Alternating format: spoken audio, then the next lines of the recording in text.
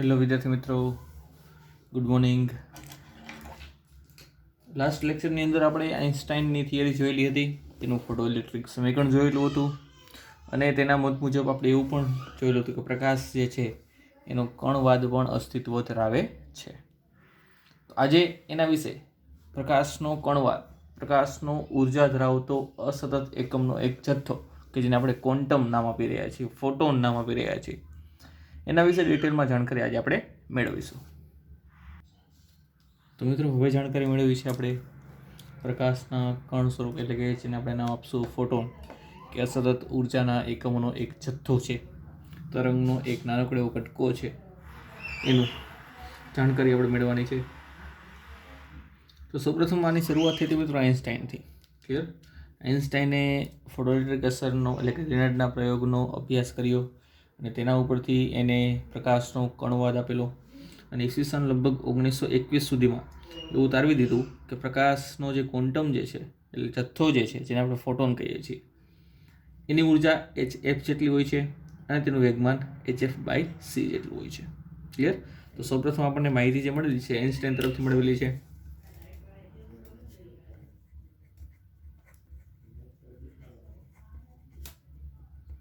એને ફોટોઇલેક્ટ્રિક અસર, ફોટોઇલેક્ટ્રિક અસર ઉપરથી એવું કીધું કે પ્રકાશનો ક્વોન્ટમ,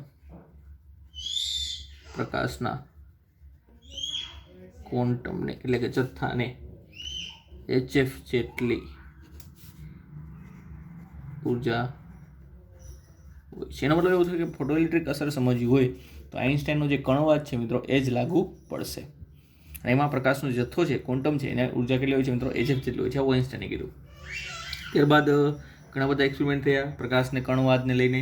ત્યારબાદ 1924માં કોમ્પટન નામના વૈજ્ઞાનિકે, જેને કોમ્પટન અક્ષર દ્વારા વ્યાખ્યાયિત કરવામાં આવે છે, જેનું આખું નામ હતું A.H. કોમ્પટન.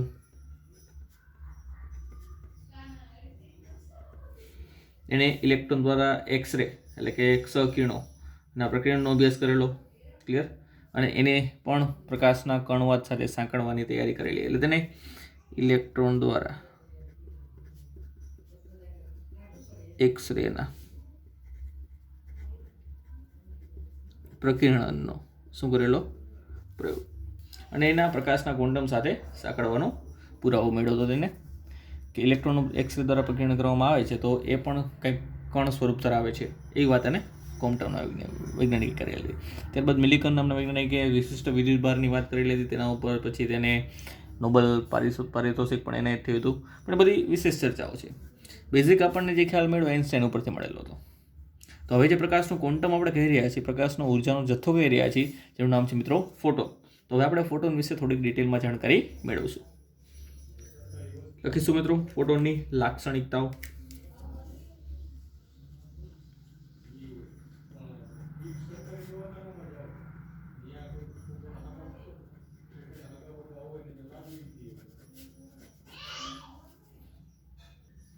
સૌપ્રથમ ફોટોનની લાક્ષણિકતાની અંદર આપણે ફોટોનની વ્યાખ્યા આપીશું સરસ મજાની, સિમ્પલ અને સોબર છે મિત્રો. પ્રકાશનું વિકિરણ જે છે એ દ્રવ્ય સ્વરૂપ કણ સ્વરૂપ ત્યારે ધરાવે છે કે જ્યારે તેની દ્રવ્ય સાથે કોઈ આંતરક્રિયા થતી હોય, એટલે કે પ્રકાશનું કાં તો શોષણ થતું હોય દ્રવ્ય દ્વારા, કાં તો પ્રકાશનું ઉત્સર્જન થતું હોય. તો એ આંતરક્રિયા થઈ, પ્રકાશના શોષણ અને ઉત્સર્જનની જે ક્રિયા છે એમાં પ્રકાશ અને દ્રવ્ય એટલે કે પદાર્થ વચ્ચે આંતરક્રિયા થાય છે. આંતરક્રિયા દરમિયાન એ પ્રકાશનું વિકિરણ જે છે એ કોઈ એક વાસ્તવિક કણ તરીકે વર્તે છે, લગભગ વાસ્તવિક કણ તરીકે. એની વાસ્તવિક કણનું નામ જ શું છે મિત્રો? ફોટોન છે. શું છે? ફોટોન. લખીએ સૌપ્રથમ પહેલી લાક્ષણિકતા અથવા ફોટોનની વ્યાખ્યા પણ કહી શકો. વિકિરણની દ્રવ્ય સાથેની આંતરક્રિયા દરમિયાન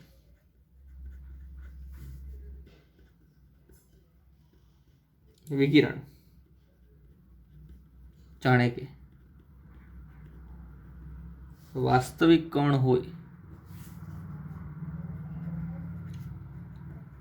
તેમ વર્તે છે, જેને શું કહેવાય છે મિત્રો? ફોટોન કહે છે. શું કહે છે મિત્રો? તેને ફોટોન કહે છે. એટલે કે જ્યારે ઉર્જાનું શોષણ થતું હોય છે, જ્યારે આપણે ફોટો સંવેદી સપાટી ઉપર પ્રકાશ આપાત કરીએ છીએ, વિકિરણ આપાત કરીએ છીએ, તો ત્યારે એ ઉર્જાનું અસતત એકમવાળા ઉર્જાના જથ્થાનું શું થાય છે? શોષણ થાય છે. તો આંતરક્રિયા દરમિયાન એ કણ તરીકે વર્તે છે, તેમજ ઉત્સર્જન માટે પણ એ કણ તરીકે વર્તે છે. ક્લિયર? સેકન્ડ પોઈન્ટ, ફોટોનની ઉર્જા. ફોટોનની ઉર્જા કેટલી હોય છે મિત્રો? hf જેટલી હોય છે. તો લખીએ આપણે f જેટલી આવૃત્તિવાળા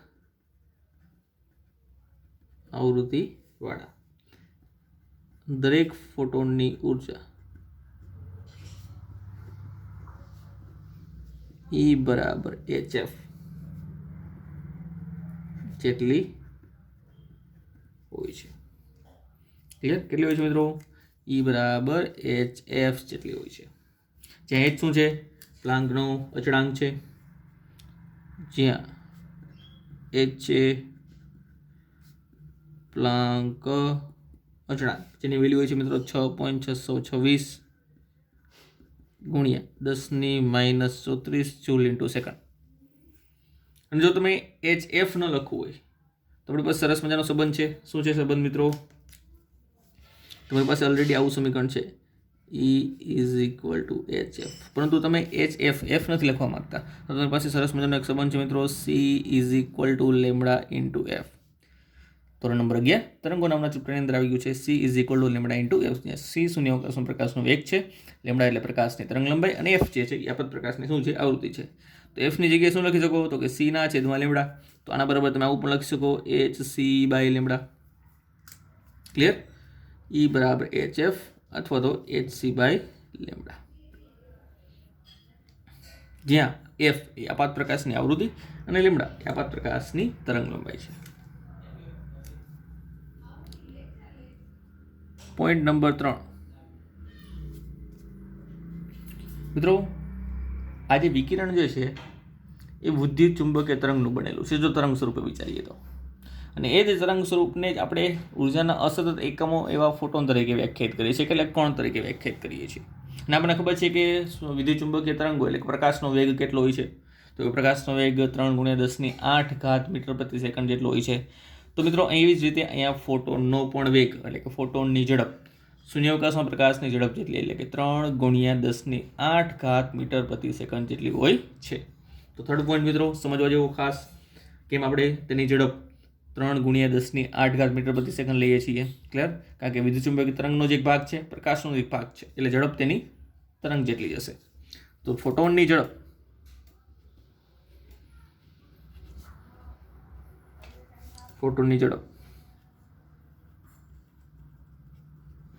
શૂન્યાવકાશમાં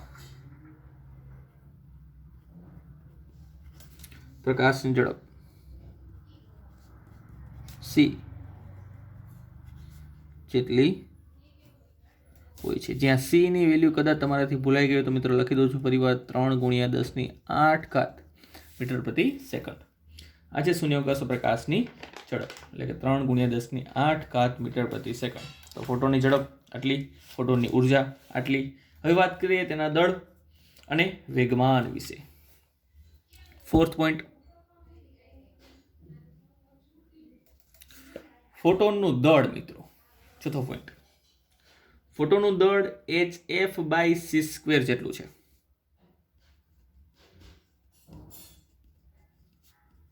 ફોટોનનું દળ એ કોના જેટલું છે મિત્રો? hf/c² જેટલું છે. કઈ રીતે સાબિતી જોતી હોય તો માત્ર જાણકારી માટે યાદ રાખીશું મિત્રો.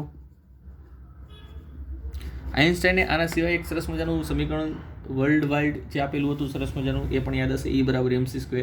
ક્લિયર? ચલો એનો જ ઉપયોગ કરીએ. આઇન્સ્ટાઈનનો જે સાપેક્ષવાદ હતો, વિશિષ્ટ સાપેક્ષવાદ, એના પ્રમાણે આઇન્સ્ટાઈનના સાપેક્ષવાદ અનુસાર આપણે શું જાણીએ છીએ કે ભાઈ E = mc². આપણે દળ જોઈએ છે તો દળને કરતા બનાવો તો એ થશે મિત્રો E/c². એની કિંમત કેટલી છે મિત્રો? એની કિંમત છે hf અને આની કિંમત છે c². તો આના ઉપર તમે દળની વેલ્યુ મળે છે hf/c². અને જો તમે સરળતા ખાતર f ની કંઈ કિંમત મૂકવા માંગતા હોય તો આના ઉપર તમે f ની કિંમત મૂકી શકો છો c/λ. શું મૂકી શકો છો? c/λ. લેમડા. તો અહીં સી બાય લેમડા મૂકો. ક્લિયર? તો એક સી કેન્સલ થઈ જશે, તો H by lambda into C થશે. પણ એના કરતાં પ્રખ્યાત આ સમીકરણ છે મિત્રો, ફોટોનનું દળ એમ બરાબર H F by C square જેટલું હોય છે. ક્લિયર? ત્યારબાદ મિત્રો 5મો પોઈન્ટ, સૌથી અગત્યનો પોઈન્ટ, ફોટોનનું વેગમાન. એની વેલ્યુ પણ તમને આપી દેવામાં આવે છે. ફોટોનનું વેગમાન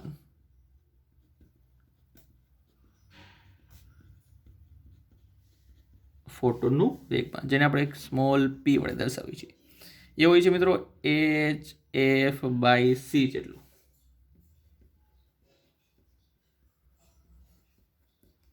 કેટલું હોય છે વેગમાન? P is equal to H F by C. આ કઈ રીતે આવ્યું મિત્રો, એ પણ જાણકારી જોતી હોય તો એની પણ જાણકારી તમને મળી શકે છે, પણ માત્ર સાબિતી માટે, મીન્સ કે જાણકારી માટે. તો એની પણ સાબિતી છે મિત્રો આપણી પાસે સરસ મજાની. હવે આઇન્સ્ટાઈનના મત મુજબ જ્યારે કોઈ પદાર્થ શૂન્યાવકાશમાં પ્રકાશના વેગ જેટલી ગતિ કરતો હોય, આ ફોટોન જે છે એ કેટલાની ઝડપ છે મિત્રો એની 3×10⁸ મીટર પ્રતિ સેકન્ડ, એટલે શૂન્યાવકાશમાં પ્રકાશના વેગ જેટલી ઝડપથી ગતિ કરતો હોય છે ફોટોન, તો કે યસ. તો ત્યારે તેના દળમાં શું થાય છે? ફેરફાર થાય છે. એટલે તેનું દળ અને ઉર્જામાં રૂપાંતર થાય છે. દળનું ઉર્જામાં અને ઉર્જાનું દળમાં રૂપાંતર થાય છે, આપણે જાણીએ છીએ. અને ભવિષ્યમાં કદાચ ન જાણતા હોય તો તમે નેક્સ્ટ ન્યુક્લિયસ નામના ચેપ્ટરની અંદર જે છે અને એમાં પણ તમારે વિશેષ અભ્યાસ કરવાનો છે આઇન્સ્ટાઈન સાપેક્ષવાદનો.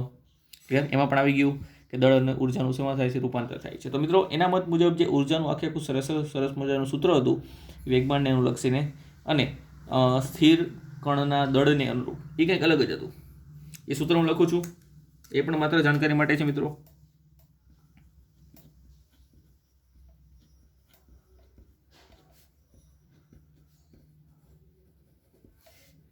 એના મત મુજબ ઉર્જાનું એક સૂત્ર હતું મિત્રો સરસ મજાનું, ઉર્જા ઈ બરાબર √ વેગમાનનો સ્ક્વેર શૂન્યાવકાશમાં પ્રકાશની ઝડપનો સ્ક્વેર, એટલે b²c² plus m0² into c⁴, જેનું સમીકરણ નંબર 1 વડે દર્શાવું છું. આ તો ઉર્જાનું સમગ્ર આખું સમીકરણ. ક્લિયર? હવે આ સમીકરણ ત્યારે વાપરી શકો જ્યારે મિત્રો કોઈ પદાર્થ શૂન્યાવકાશમાં પ્રકાશની વેગથી ગતિ કરતો હોય ત્યારે તેનું દળ અલગ હોય, અને સ્થિર હોય ત્યારે પણ તેનું દળ અલગ હોય. અહીં m0 છે મિત્રો, શું છે? m0 છે એ સ્થિર ફોટોનનું દળ. આપણે ફોટોનની જ વાત કરી રહ્યા છીએ, તો સ્થિર ફોટોનની દળ આપણે m0 વડે દર્શાવી છીએ. તો m0 એ છે સ્થિર ફોટોનનું દળ. એક વસ્તુ વિચારી મિત્રો ખાસ સમજો, અહીંયા તમને હંમેશા ફોટોન ગતિમાન અવસ્થામાં જોવા મળશે, તમને સ્થિર તો ક્યારેય જોવાનું મળવાનું નથી. ક્લિયર? તો આપણે જાણવું છે કે સ્થિર ફોટોનું દળ કેટલું છે. અહીંયા તમને ફોટોન ગતિમાન અવસ્થામાં જોવા મળશે, કારણ કે પ્રકાશનો કણ છે મિત્રો. પ્રકાશનો કણ હંમેશા એક જગ્યાએથી બીજી જગ્યાએ શું થાય? ટ્રાન્સફર થતો હોય, એટલે ગતિ કરતો હોય. અને તેની ઝડપ કેટલી હોય? 3×10⁸ મીટર પ્રતિ સેકન્ડ. અને ત્યારબાદ બીજું એક પણ સૂત્ર છે જે તમારી જાણકારી માટે છે મિત્રો, એ પણ યાદ રાખી શકો તમે, કે જો કોઈ પદાર્થ v વેગથી ગતિ કરતો હોય તો તેનું દળ v વેગથી ગતિ કરતા કણનું દળ એ તમે દર્શાવી શકો મિત્રો, capital M is equal two m0 છેદમાં વર્ગમૂળની અંદર 1 - v²/c². જે m0 શું છે મિત્રો? સ્થિર કણનું દળ છે, અને m એ v વેગથી ગતિ કરતા કણનું દળ છે. ક્વેશ્ચન છે દળ કઈ રીતે બદલાય છે મિત્રો? આ દળનું સૂત્ર ત્યારે તમે વાપરી શકો કે જ્યારે કોઈ પદાર્થ શૂન્યાવકાશમાં પ્રકાશના વેગથી ગતિ કરતો હોય. ક્લિયર? કારણ કે તેના દળમાં ચેન્જીસ આવતો હોય, દળ ગતિ પેદા થતી હોય ત્યારે તમે આવા સૂત્ર વાપરી શકો છો. ક્લિયર? અને કદાચ તમને યાદ હોય તો ધોરણ નંબર 11ની અંદર સેકન્ડ ચેપ્ટરની અંદર આનું સૂત્રની વાત ચર્ચા આપણે કરેલી હતી. માપન અને એકમ પદ્ધતિમાં માત્ર પારિમાણિક સૂત્રની ચર્ચા માટે એકમ માટેની ચર્ચા કરેલી હતી. હવે આપણે તેનો ઉપયોગ અહીંયા કરીએ છીએ. હવે આપણે જોતું છે સ્થિર ફોટોનનું દળ, કે જેથી હું અહીં કિંમત મૂકી શકું. એના માટે m0 ને કરતા બનાવવો પડે. તો m0 ને કરતા બનાવું તો m ગુણ્યા √1 - v²/c² થશે, જ્યાં v એ ગતિ કરતા કણની ઝડપ છે, વેગ છે. અહીંયા ગતિ કરતા કણ તરીકે આપણે શું લેવાનું છે? ફોટોન. અને ફોટોનની ઝડપ કેટલી છે મિત્રો? 3 × 10⁸ મીટર પ્રતિ સેકન્ડ. ચલો તો એની ચર્ચા કરીએ પાછળના પેજમાં. ચલો તો m0 ને કરતા બનાવીને આપણે સમીકરણ લખીએ છીએ મિત્રો. તો m0 બરાબર થશે m √1 - v²/c². v જે છે એ ગતિ કરતા કણની ઝડપ છે મિત્રો. અહીંયા ગતિ કરતા કણની ઝડપ એટલે કે ફોટોનની ઝડપ તમારે કેટલી લેવાની છે? 3 × 10⁸ એટલે કે c જેટલી જ લેવાની છે. તો મૂકી દો મિત્રો કિંમત. તો m કૌંસમાં 1 - અહીંયા c મૂકી દો એટલે c²/c² એટલે 1 થશે. એટલે અહીંયા વધશે 1. 1 - 1 0, 0 નું વર્ગમૂળ 0, તેની સાથે m નો ગુણાકાર એટલે કે 0. એટલે કે ફોટોન સ્થિર અવસ્થામાં જોવા મળતો જ નથી. એટલે સ્થિર ફોટોનનું દળ તમને કેવું મળે છે? 0 મળે છે. આ શું છે મિત્રો? સ્થિર ફોટોનનું દળ જે તમને કેવું મળે છે? 0 મળે છે. બસ તો m0 ની કિંમત મૂકી દો સમીકરણ નંબર 1 માં, એટલે કે ઉર્જાવાળા સમીકરણની અંદર. તો લખીએ મિત્રો સમીકરણ નંબર 1 પરથી. તો સમીકરણ નંબર 1 પરથી સમીકરણ હતું આખું E બરાબર વર્ગમૂળની અંદર p²c² + m0². એટલે m0 ની કિંમત મૂકી દઉં 0 × c⁴. ક્લિયર? તો આ તો આખા ઉપર 0 થઈ જશે. તો વર્ગમૂળની અંદર ખાલી વધશે મિત્રો pc. એનું વર્ગમૂળ કાઢી લ્યો તો pc. એમાંથી વેગમાન શોધવું છે તો વેગમાનને કરતા બનાવો તો p = e/c. e = hf/c. તો મળી ગયું વેગમાન જે આપણે શરૂઆતમાં લખેલું હતું કે ફોટોનનું વેગમાન p = hf/c જેટલું હોય છે. ક્લિયર? તો મિત્રો આ રીતે તમે ફોટોનનું વેગમાન પણ શોધી શકો છો. ત્યારબાદ બે મહત્વના પોઈન્ટની ચર્ચા કરીએ જે થિયરિટિકલ છે. Point number 6. ફોટોન વિદ્યુતભાર રહિત કણ છે મિત્રો. વિદ્યુતભાર રહિત કણ હોય તેની પાસે ધન વિદ્યુતભાર પણ નથી, નેટ વિદ્યુતભાર પણ નથી, ઋણ વિદ્યુતભાર પણ નથી, અને નેટ વિદ્યુતભાર 0 છે. એટલે કે વિદ્યુતની દ્રષ્ટિએ તટસ્થ છે. અને જો વિદ્યુતની દ્રષ્ટિએ તટસ્થ હોય તો વિદ્યુત ક્ષેત્રમાં તેને ગતિ કરાવતા અથવા તો મૂકતા તેના દ્વારા કોઈ પણ વિચલન તમને જોવા મળતું નથી. અને જો વિદ્યુતભાર ન હોય તો ચુંબકીય ક્ષેત્ર દ્વારા પણ વિચલન ન જોવા મળે. ક્લિયર? જો વિદ્યુતભાર હોય તો F = QE જેટલું વિદ્યુત બળ લાગે. અને જો તેની પાસે વિદ્યુતભાર હોય તો F = Q V×B જેટલું ચુંબકીય બળ લાગે. પણ વિદ્યુતભાર જ નથી તો તેના પર વિદ્યુત ક્ષેત્ર કે ચુંબકીય ક્ષેત્રની કાંઈ પણ અસર થશે નહીં. તો પેલો પોઈન્ટ લખીએ મિત્રો, ફોટોન વિદ્યુતની દ્રષ્ટિએ તટસ્થ છે. ફોટોન વિદ્યુતની દ્રષ્ટિએ તટસ્થ છે.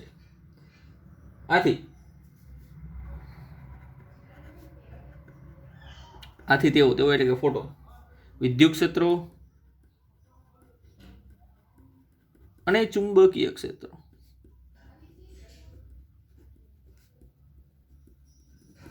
દ્વારા વિચલન અનુભવતા નથી. વડે વિચલન અનુભવતા નથી. ક્લિયર? તેના દ્વારા કોઈ પણ પ્રકારનું વિચલન જોવા મળતું નથી. નેક્સ્ટ પોઈન્ટ બીજો એવો પણ છે મિત્રો કે ફોટોન જે છે એ સંઘાત દરમિયાન કુલ ઉર્જા અને વેગમાનનું સંરક્ષણનું પાલન કરે છે. ઉર્જા અને વેગમાનના સંરક્ષણના નિયમનું શું કરે છે? પાલન કરે છે. એટલે ફોટોનની કોઈ કણ સાથે અથડામણ થાય તો સંઘાત થાય તો ઉર્જા અને વેગમાન બંનેનું સંરક્ષણ થશે. એક કણની અથડામણ પહેલાનું વેગમાન અને અંતિમ વેગમાન એ કેવું હશે? અચળ હશે. ઉર્જા પણ કેવી હશે? અચળ રહેશે. લખીએ મિત્રો, ફોટોન અને કણ સંઘાતમાં એટલે કે અથડામણમાં કુલ ઉર્જા અને કુલ વેગમાન નું સંરક્ષણ થાય છે. ઉર્જા અને વેગમાન બંનેનું સંરક્ષણ જોવા મળે છે. ક્લિયર? તો આ 7 પોઈન્ટ. અને લાસ્ટ પોઈન્ટ આપણે તીવ્રતાને અનુલક્ષીને ચર્ચા કરીએ તો એવો બનાવી શકાય મિત્રો કે ફોટોનની ઉર્જા જે છે મિત્રો એ તીવ્રતા પર આધાર રાખતી નથી. ઉર્જા ત્યારે જ વધે કે જ્યારે આવૃત્તિ વધે. ક્લિયર? તીવ્રતા વધારવાથી માત્ર ને માત્ર ફોટો ઇલેક્ટ્રિક પ્રવાહમાં વધારો થાય છે. ક્લિયર? ફોટો ઇલેક્ટ્રોનની સંખ્યા વધે એટલે ફોટો ઇલેક્ટ્રિક પ્રવાહ વધે, પણ ઉત્સર્જાતા ઇલેક્ટ્રોનની સંખ્યા વધતી મીન્સ કે ઉર્જા વધતી નથી. એટલે મિત્રો ઉર્જા ત્યારે જ વધે કે જ્યારે આવૃત્તિ વધે. તીવ્રતા વધારવાથી ઉર્જા વધતી નથી. તો નેક્સ્ટ પોઈન્ટ એવો લખીએ, પોઈન્ટ નંબર 8 કે ભાઈ ફોટોનની ઉર્જા એ વિકિરણની તીવ્રતા પર આધાર રાખતી નથી. વિકિરણની તીવ્રતા પર આધાર રાખતી નથી. જો તમારે અહીંયા ફોટોનવાદ અનુસાર પ્રકાશની તીવ્રતા તમારે શોધવી હોય તો તમે નીચેના સૂત્રનો દર શોધી શકો છો, જેને હું ધારો કે 9મો પોઈન્ટ આપી દઉં છું.